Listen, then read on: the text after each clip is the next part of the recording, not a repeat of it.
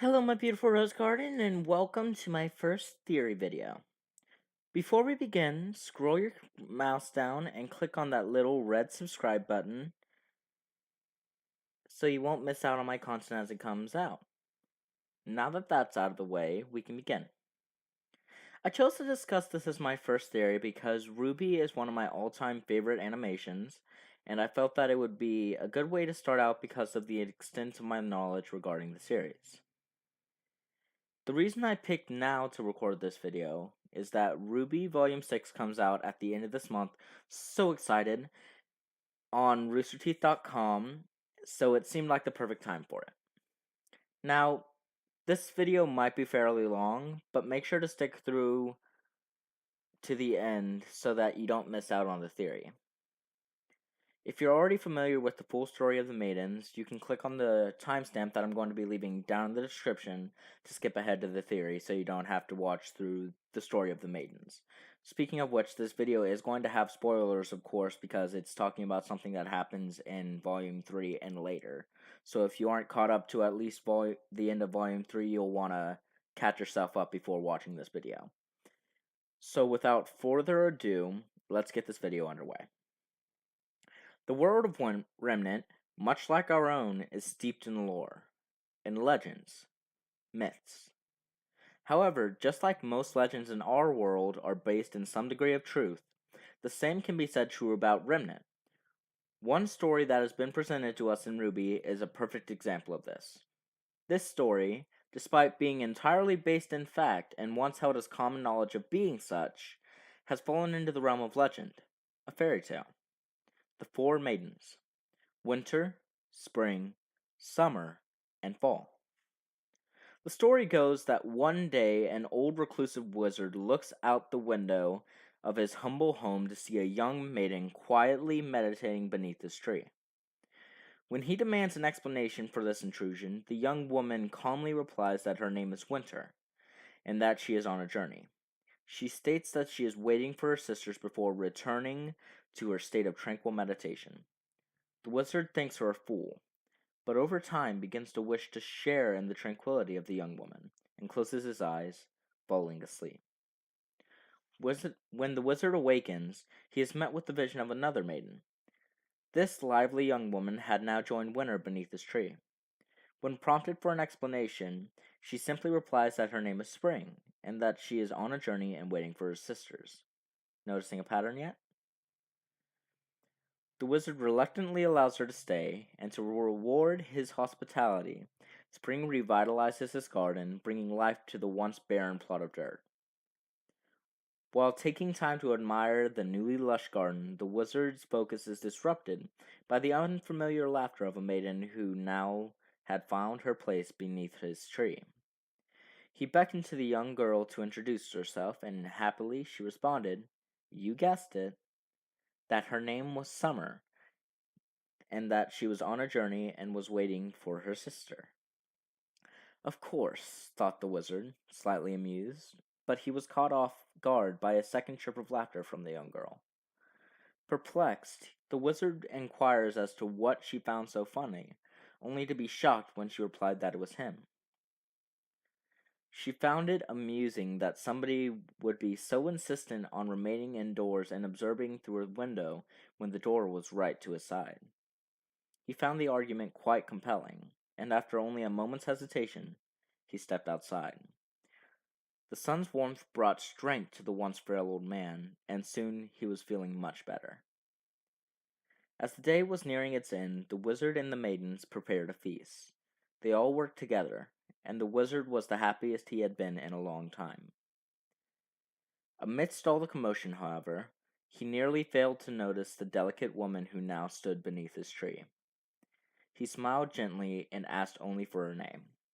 Softly she replied that her name was Fall, and that she was on a journey to meet her sisters before asking who he was. The wizard simply replies that he is a humble man who had lived in the forest for centuries. He claimed that he had nothing to his name, which perplexed Fall, who brought attention to his lush gardens and humble home.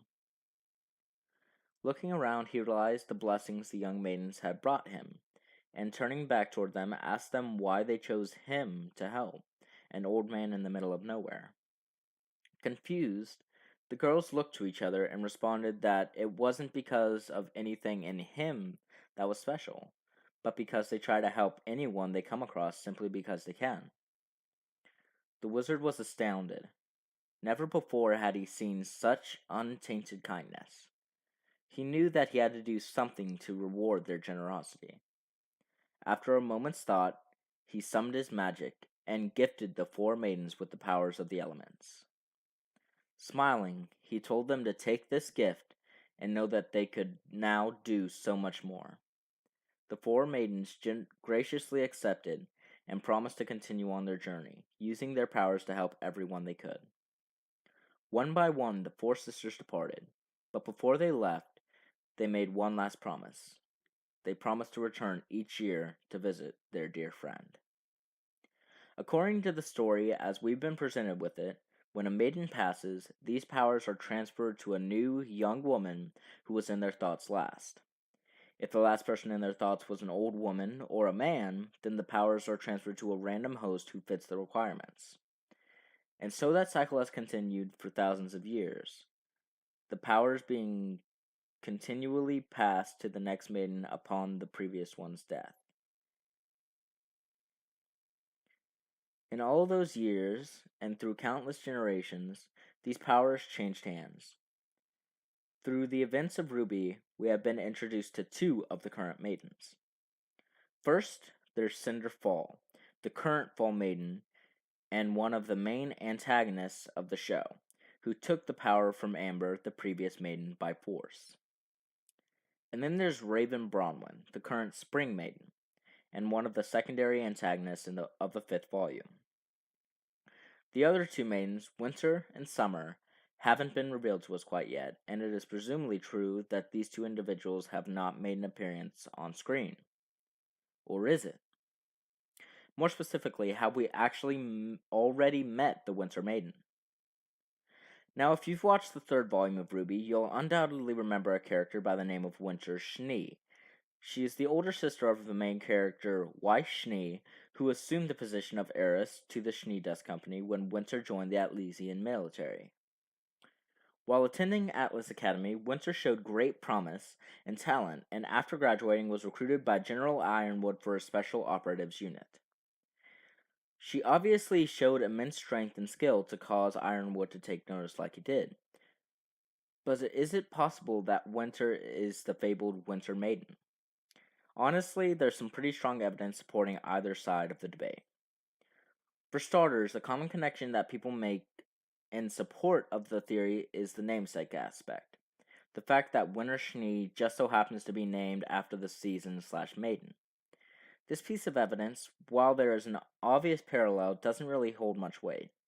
You see, in the episode Field Trip, Ozpin describes how it had become commonplace to name children after a core aspect of color, which Winter's name does this, bringing to mind the colors of blue and white. One factor that many in RWBY fandom believes to be a possible additional requirement in determining of a new maiden is the young woman's personality.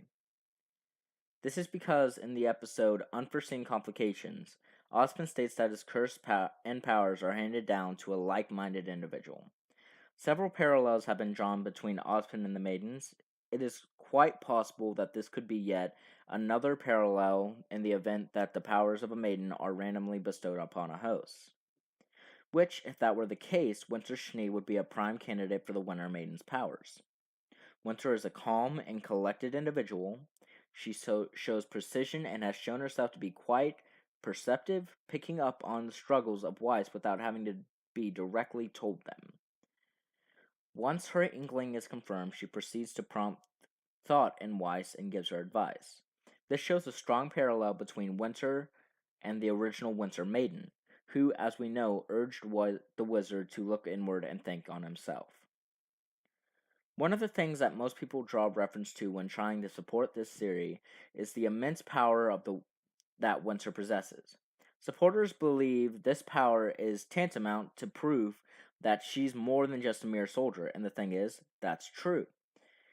She's not just a mere soldier, she's a part of the Atlesian military special operatives unit. Calling her a mere soldier would be the same as saying a Navy SEAL is just a private in the military. It's simply absurd. And just like the Navy SEAL, she would have had to show great strength and tactical ability to be able to get into a division like that. Not only is she a part of the Special Operatives Unit, she also seems to hold a high ranking in the unit because it is specifically stated that she takes orders directly from Ironwood. To make it to this level of authority, if we're drawing parallels to our culture, she would have had to work hard for years and showed immense discipline and conviction. However, during Crow and Winter's fight in the courtyard, Winter is fighting full force, and you never see Winter manifest powers that would hint to her being a maiden, despite the fact that Crow kept intentionally taunting her. Also, Crow was quite obviously holding back during the fight and didn't seem to be fazed by Winter's anger, which would be unfounded if she was a maiden due to the fact that he knows about the maidens. Being this close to Ironwood, however, does bring up another argument in favor of the theory. This is the fact that she is in a position where Ironwood can keep a close eye on her. Many in the RWBY fandom that believe the theory believe that Ironwood placed her in this position so that he could keep a very close watch on Winter.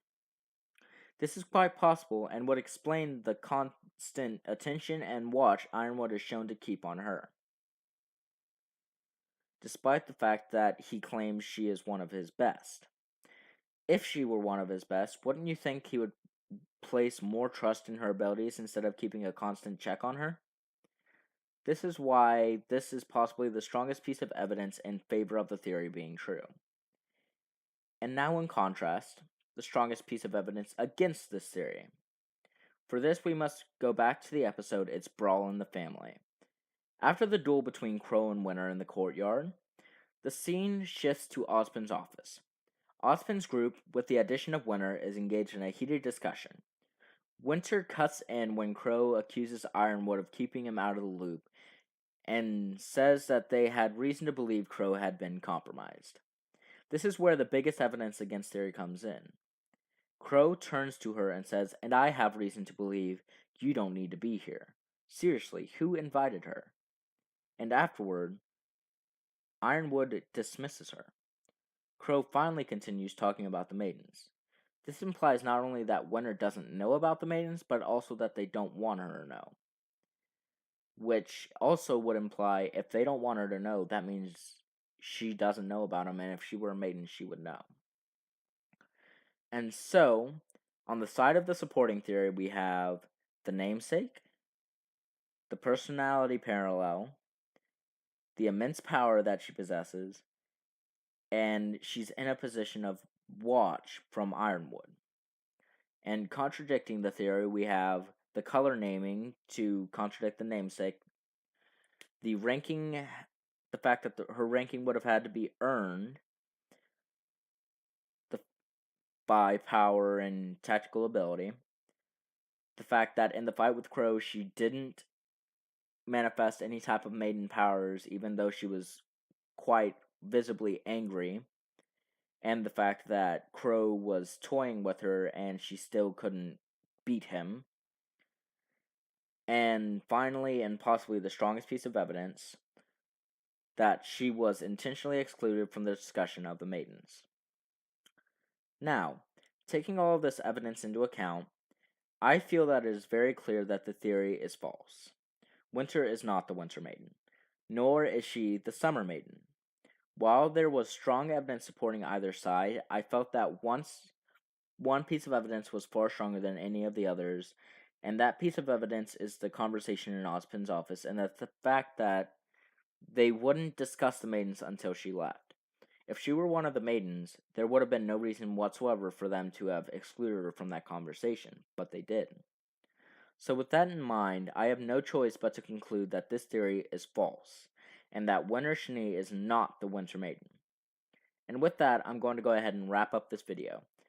Let me know down in the comments if you agree or disagree, or if you know of an extra piece of evidence that I didn't discuss. Now, before we go, I'm going to be leaving a link down in the description to my merch store, where you can pick up an item or two if you want to. I did my best to make everything as cheap as possible, and there's going to be some new designs here soon, so look out for that. And don't forget to subscribe so you don't miss out on any of my new content. With this being the month that RWBY comes out, I'm probably going to be doing quite a bit of RWBY stuff. And with that, I'm going to go ahead and sign off, and I will see all of you in my next video. Silver Rose out. Ciao for now.